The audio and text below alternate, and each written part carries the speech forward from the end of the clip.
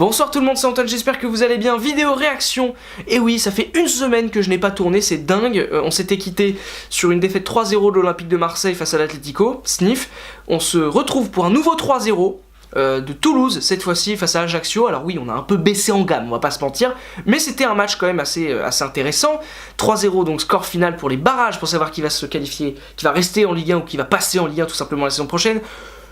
Voilà, selon vraisemblablement ça va être Toulouse qui va rester en Ligue 1 parce que bon, il y a un match retour, mais 3-0 ça me paraît quand même difficile pour Ajaccio. Et en même temps ça me surprend pas, alors non pas que Ajaccio n'ait pas le niveau, Ajaccio a le niveau, mais voilà, t'as eu que 3 jours pour préparer ce match là parce que t'as finalement joué dimanche soir au lieu de vendredi. Et puis en plus de ça, il y a eu une situation ce week-end qui a dû faire que la préparation n'a pas été évidente du tout pour les Ajacciens, donc ils aient pris 3-0. C'est triste, mais c'est comme ça, vraiment c'est triste. À travers cette vidéo, je ne vais pas vraiment parler du match en lui-même parce que j'ai dit que c'est un match intéressant, mais franchement, un match à huis clos, avec aussi peu de suspense, n'a finalement pas grand intérêt pour cette vidéo. Donc j'ai décidé de parler des événements de ce week-end, de ce qui s'est passé, vous donner mon avis sur la situation, qui n'est pas évidente. Sachez que je suis méga neutre dans cette situation. Je suis pas supporter de Toulouse, même si ce soir je suis plutôt content que les Toulousains aient mis 3-0 parce que les supporters, les quelques supporters qui ont fait ce qu'ils ont fait vendredi dernier ne méritaient évidemment pas que leur équipe passe en Ligue 1, vraiment pas. C'est triste pour les autres, mais pour eux, j'aurais vraiment pas kiffé du tout. Et je ne suis pas non plus supporter bastiais ou ajaccien, malgré les quelques petits trucs que j'ai derrière dans mon décor. Sachez que tout ce qu'il y a dans mon décor ici, ce sont des événements qui ont marqué ma petite vie. Voilà, donc si j'ai des trucs corses, et je vais vous trop rentrer dans les détails, mais j'ai eu la chance de passer un week-end là-bas et de voir un match là-bas. Et c'était un moment de ma vie où je me posais beaucoup de questions, et donc ça m'a conforté dans pas mal de mes choix. Puis ça m'a en même temps permis de me poser pas mal de questions. Enfin bon bref, voilà, c'est vraiment débile, mais c'est comme ça. Donc je ne suis pas supporter ajaccien ni toulousain, donc je vais pouvoir vous débriefer la situation, et évidemment pas supporter du Havre aussi. Donc la situation, pour moi, ce qu'ont fait les quelques supporters ajacciens, enfin les quelques pseudo-supporters ajacciens vendredi dernier, c'est intolérable.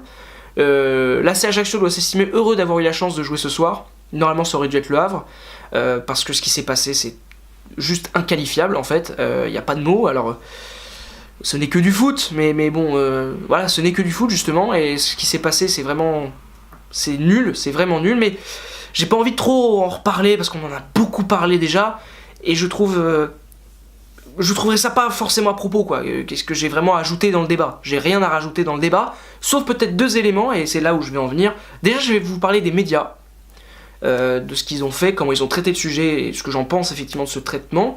Et puis ensuite la Ligue de football professionnel. J'ai un message pour toi, Nathalie Bois de la Tour, écoute-moi bien. Ce serait bien pour toi peut-être que tu te rendes compte de ça, enfin même si tu dois le savoir déjà, mais j'aimerais bien te le dire pour au moins faire genre que je sers à quelque chose quoi. Donc ensuite d'abord, ça ne veut strictement rien dire au niveau de l'enchaînement, c'est un scandale. Bon, les médias ont géré cette affaire de manière extrêmement bonne dans un premier temps, vraiment, parce qu'ils ont beaucoup parlé de cette affaire, et ils ont surtout accablé ces supporters corses de la bonne manière et d'une manière efficace.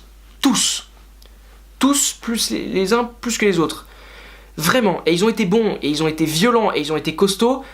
Ce qui s'est passé méritait ça. Je pense que les médias ont ce rôle-là, dans ces cas-là, de fracasser. Quand il faut fracasser, voilà. Si les médias peuvent avoir un rôle aussi là-dedans, ça peut être pas mal. Maintenant, ce qui m'a beaucoup gêné, c'est que les médias le font que pour les Corses.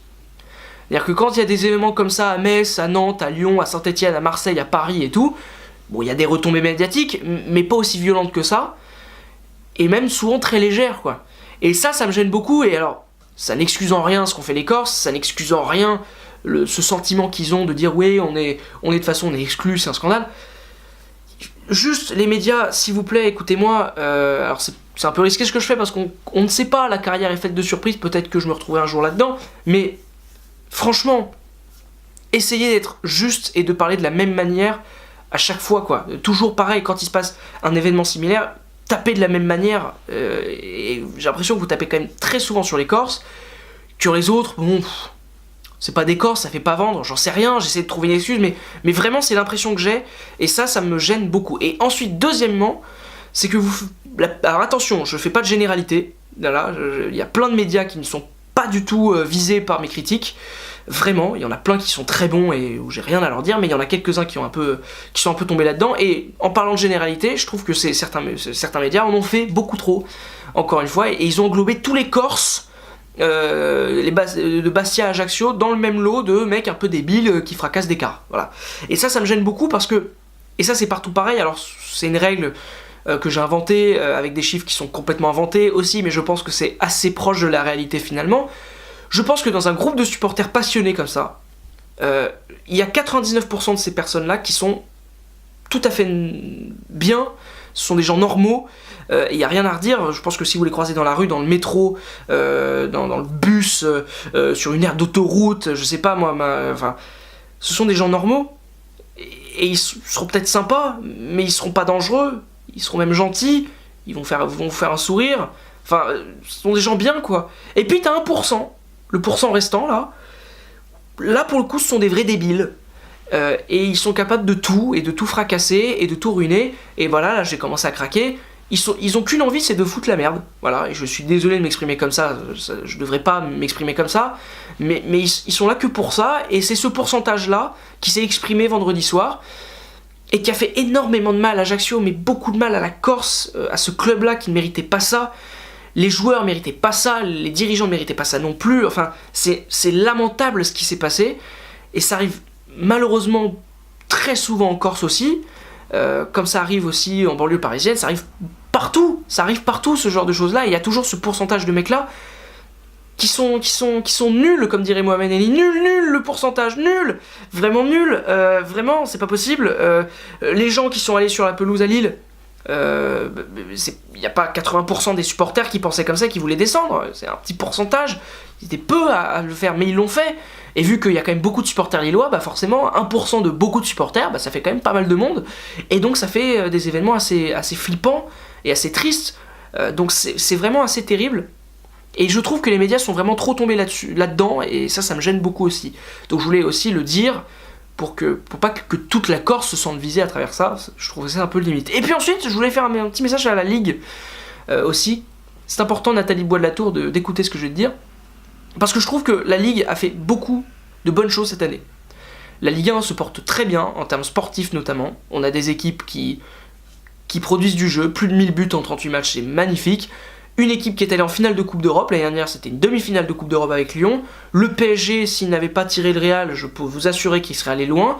Bref, la Ligue 1 se porte mieux et c'est cool, il y a de superbes choses qui sont faites. Même les nouveaux horaires qui ont été proposés cette année, ils sont super bons. Voilà, même si bon, le match à 13h le dimanche, bon, c'est pour l'ouverture à la Chine. Mais c'est très bien, je trouve qu'il y a beaucoup de progrès qui sont faits. Par contre, il y avait une promesse en début d'année, c'était de nous dire, ouais, tous les déplacements se passeront bien. Bon, dès novembre, cette promesse est passée à la trappe, puisqu'il n'y a aucun supporter parisien qui a pu descendre au Vélodrome pour le match, pour le fameux Classico Marseille-PSG. Pareil pour le match retour d'ailleurs, les Marseillais n'ont pas pu monter sur Paris, sauf en Coupe de France. D'ailleurs, c'était pas mal l'ambiance au parc en Coupe de France. Et ça, c'est vraiment dommage, quoi. Et encore une fois, la gestion des supporters est un vrai problème en France. Quand je vois ce qui peut se passer en Allemagne, alors oui, on en a marre de l'Allemagne, on les copie tout le temps, déjà en politique, Schröder, Merkel, et on voudrait faire quelque chose, nous aussi, sans qu'on soit obligé de copier sur les Allemands. Oui, je sais, les Allemands sont insupportables, mais quand ils ont des trucs sympas, quand ils ont des trucs qui marchent, bah autant prendre les trucs qui marchent. En Allemagne, les déplacements, c'est magnifique. Donc, s'il vous plaît, pour l'année prochaine, un de mes souhaits les plus grands, c'est pas... Même pas qu'on gagne une Coupe d'Europe, enfin si, évidemment, mais surtout qu'on ait des déplacements qui claquent. Mais pas comme à Lyon où ça s'est claqué et où les supporters stéphanois ont dû descendre. Non, un vrai bon déplacement avec de l'ambiance, des tribunes qui se répondent. Un match de foot, quoi. Ça fait partie d'un match de foot. Et moi, ce que j'ai vu le week-end dernier, bah, ça m'attriste. Et ce que j'ai vu ce soir, voir des tribunes vides comme ça, et bah ça m'attriste encore plus limite. Vraiment, ça m'attriste.